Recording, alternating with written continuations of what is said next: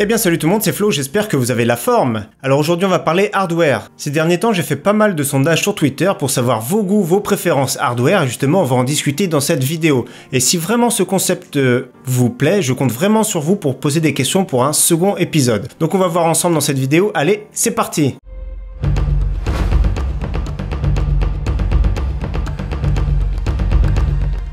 Alors avant de commencer la vidéo, j'avais envie de vous montrer quelque chose. Ça fait des années que je porte des lunettes anti-lumière bleue. Comme celle-ci, les Gunnar à carreaux jaunes. Je vous montre. Le look est vraiment pas terrible, c'est vraiment très moyen. Ça fait penser au chanteur Bono des U2.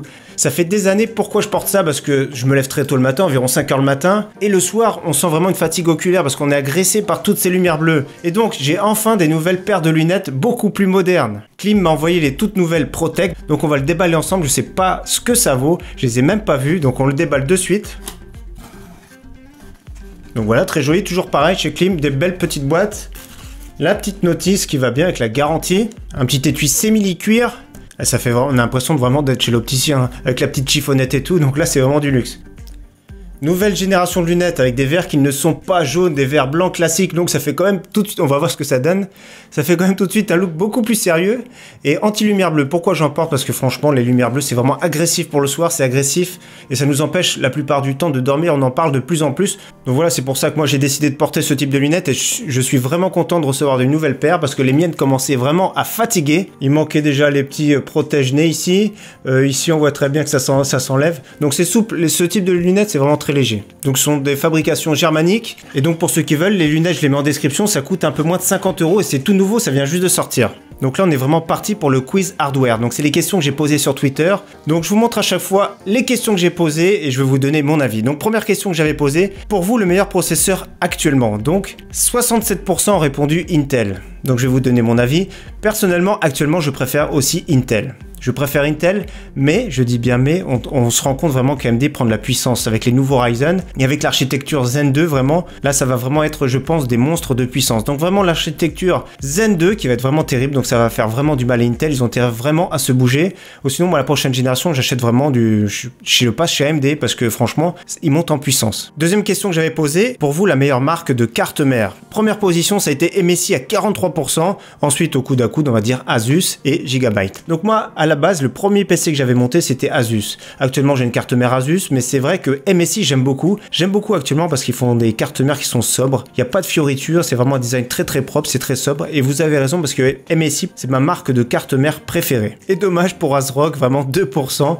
2%, c'est vraiment trop juste, c'est vraiment dommage, mais bon. Alors, selon vous, 16 Go de RAM, utile ou pas en 2018? Donc, la majorité d'entre vous, c'était oui à 81%. Donc, moi, je suis d'accord et pas d'accord. 8 Go de RAM, ça peut être vraiment utile si on se contente de jouer, si on n'a pas 50 onglets d'internet d'ouvert, si on joue pas en graphique ultra, 8 Go ça suffit largement. Pour une configuration cohérente, un budget de 700-800 €, 8 Go ça suffit. Si à côté de ça on fait pas beaucoup de choses à côté, si on se contente que de jouer, ça suffit largement. 16 Go par exemple dans mon cas c'est bien pour du montage, de l'encodage, peut-être pour du streaming c'est quand même beaucoup plus à l'aise. Et quand je joue par exemple, moi souvent j'ai des onglets d'internet ouverts, donc des fois je fais des retours Windows, je regarde un peu, je check entre deux, après je reviens sur le jeu, etc. Ça c'est utile parce qu'on a quand même pas mal de ressources disponibles également pour les onglets internet et pour le jeu. Donc ça peut être utile et de plus en plus, de toute façon, les jeux sont de plus en plus gourmands. Donc si c'est pas utile en 2018, ce sera utile en 2019-2020. Alors autre question, on parlait refroidissement. Votre système de refroidissement CPU ou celui que vous envisagez d'acheter, donc à 54%, c'est de l'air cooling, donc les ventirades classiques. Donc la majorité encore aujourd'hui ont des ventirades parce qu'ils pensent peut-être qu'un water cooling c'est peut-être moins fiable.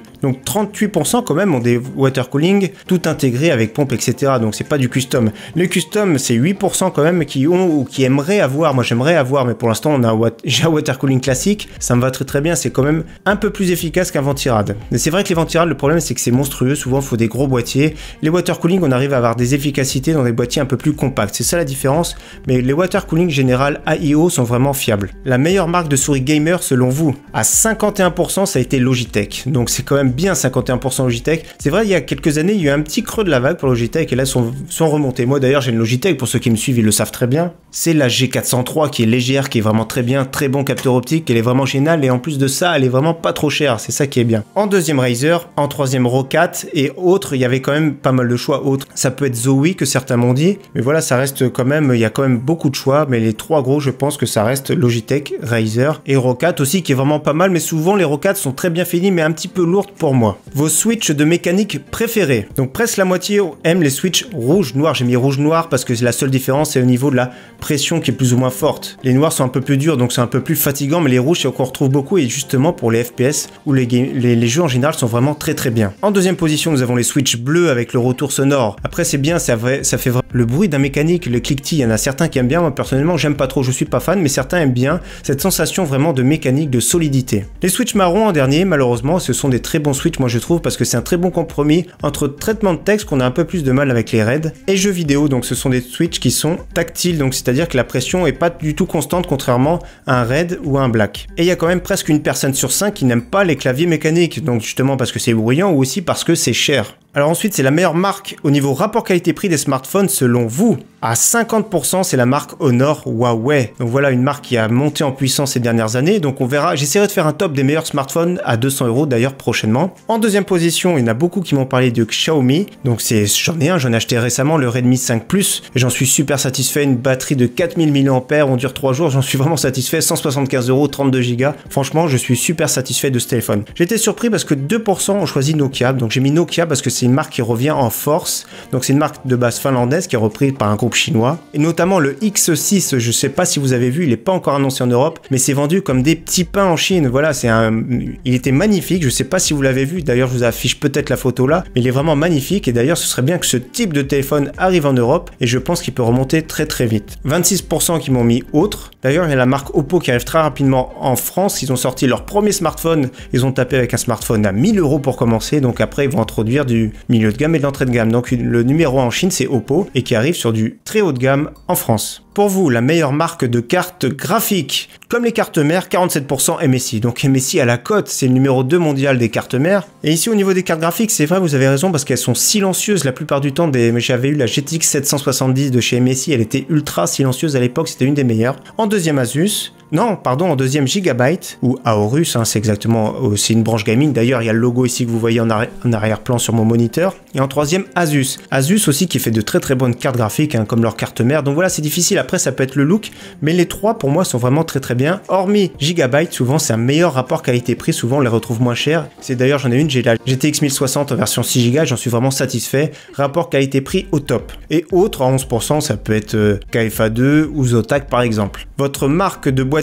PC préférée. 38% c'était Cooler Master, donc on va dire presque largement devant. Donc pourquoi c'est premier? Parce que je pense que le rapport qualité-prix est top et vous cherchez vraiment du rapport qualité-prix et ça vous avez raison, c'est ce qui compte vraiment. Donc Cooler Master, NZXT, Corsair en troisième et autres. Donc il y a pas mal de choix de boîtiers, il y a plein de marques. Mais c'est vrai que NZXT j'aime beaucoup leur sobriété, c'est pour ça que je l'ai mis. Corsair également, mais Corsair sont un petit peu chers je trouve pour ce qu'ils font, mais en général c'est vraiment de la qualité. En marque d'alimentation vous êtes plutôt Corsair, Seasonic, Be Quiet ou autre. Donc Corsair en tête. Donc Corsair franchement, Seasonic pour moi c'est le meilleur fabricant d'alimentation au monde. Je dis bien pour moi c'est le meilleur, il n'y a pas mieux. Et c'est vrai que Corsair ne fabrique pas eux-mêmes leurs alimentations mais font toujours appel à d'excellents OEM et la qualité est vraiment top, que ce soit au niveau du câblage et tout. Donc pour moi, je préfère également les alimentations de marque Corsair. Et pour finir, la dernière question, donc c'est la 11e, et surtout n'hésitez pas ensuite, si ça vous intéresse un deuxième épisode, de poser vos choix de questions dans les commentaires, donc pourquoi pas, je ferai une sélection, je posterai sur Twitter, et n'hésitez pas à me suivre pour ceux qui veulent. Donc dernière question, en tant que fan, je vais acheter Battlefield 5, et j'ai vraiment hâte, Et vous, est-ce que vous allez l'acheter? La majorité d'entre vous vont l'acheter, donc ça c'est cool, les personnes qui me suivent aussi, j'ai ma chaîne FNK où j'ai fait maximum de Battlefield, actuellement je fais plus beaucoup de vidéos, mais voilà, je joue à fond sur Battlefield, c'est ma série préférée au niveau des jeux vidéo, donc c'est cool parce que la Seconde Guerre mondiale revient. Moi personnellement je suis pas fan, j'aurais tellement voulu un épisode qui soit plus moderne ou un Battlefield Bad Company 3, mais voilà, la majorité d'entre vous vont l'acheter ou alors ne savent pas encore, ils attendent peut-être d'en voir un petit peu plus. Donc voilà, j'espère vraiment que les sondages hardware vous auront plu. Moi j'ai trouvé ça sympathique, j'ai trouvé que c'était une idée sympathique, on change un petit peu, ça représente environ 200 personnes par sondage, mais voilà, ça donne vraiment une idée de ce que les passionnés comme vous aiment et n'aiment pas. En tout cas vraiment j'espère que cette vidéo vous aura plu, j'espère vous revoir très prochainement sur ma chaîne, merci à tous. Ciao, bye!